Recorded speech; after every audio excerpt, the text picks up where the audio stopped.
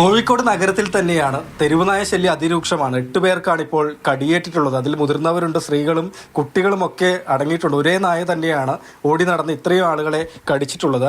Vasudevan auto ഡ്രൈവറാണ്. പുലർച്ചെ 2 മണിയോടുകൂടിയാണ് അദ്ദേഹത്തിന് കടിയേറ്റത്. നെറ്റിയിലും തലയ്ക്കുമാണ്.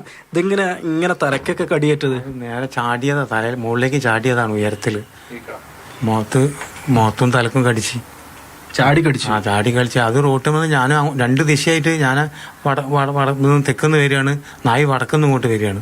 വരുന്ന സമയത്ത് നേരെ റോഡ് ക്രോസ് ചെയ്തുകൊണ്ട് ഇന്ത്യ നേരെ മേലേക്ക് ചാടി.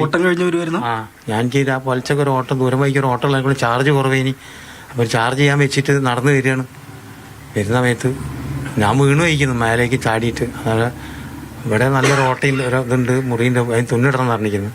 പിന്നെ 3 സ്ഥലത്ത് കയറി നഖം കൊണ്ട് കയറിയതാണെന്നാണ് ഡോക്ടർ. അദ്ദേഹത്തിന്റെ കണ്ണിന് ചുറ്റും തന്നെ സാരമായ പരിക്കുണ്ട്. സ്ഥലം കൗൺസിലർ കൂടി നമ്മോടൊപ്പം ഉണ്ട്. ആളുകൾക്ക് പുറത്തിറങ്ങാൻ പറ്റാത്ത സ്ഥിതി. എന്താ കോർപ്പറേഷൻ ചെയ്യുന്നത്? കോർപ്പറേഷൻ ഇതിന്റെ പേരിൽ നടപടി എടുക്കുന്നുണ്ട്. പക്ഷെ ഇന്നലെ വൈകുന്നേരം 5 മണിക്ക് ശേഷമാണ് ഈ തെരുനായ ആക്രമണം ഉണ്ടായിട്ടുള്ളത്. അതിനുശേഷം കോർപ്പറേഷനെ അറിയിക്കുകയും ഇന്ന് രാവിലെ തന്നെ 9 മണിയോടുകൂടി ABCയുടെ കംപ്ലീറ്റ് വന്നിട്ട് ഇവിടെ എല്ലാ സ്ഥലത്തും വന്നിട്ട് സെർച്ച് 3 വാർഡുകളിലെ ആൾക്കാർക്ക് ഇതിന്റെ ഇത് വന്നിട്ടുണ്ട്, പ്രശ്നങ്ങൾ നേരിട്ടിട്ടുണ്ട്. വളർത്തുനായ്ക്കളെ കടിച്ചിട്ടുണ്ട്. അതുപോലെ തന്നെ ഇവിടെ വാസുദേവൻ എന്ന് പറഞ്ഞാൽ ഇന്നലെ രാത്രി 1:30 മണിക്കാണ് അദ്ദേഹത്തിന് കടിയേറ്റത്. ഇന്നലെ വൈകുന്നേരം 5 മണിക്ക് സ്ത്രീ ഇവിടെ ഷോപ്പ് നടത്തുന്ന ഒരു ലേഡിക്ക് കടിയേറ്റിട്ടുണ്ട്. ഇന്ന് രാവിലെ ഒരു 9 മണിക്ക് നമ്മുടെ ഈസ്റ്റ് ഹിൽ സ്റ്റേഷനറി ഗോഡൗൺ ഉണ്ട്, അതിൻ്റെ അടുത്ത് നിന്ന് ഒരു അമ്മയ്ക്കും വേറെ കൂടി കടിയേറ്റിട്ടുണ്ട്.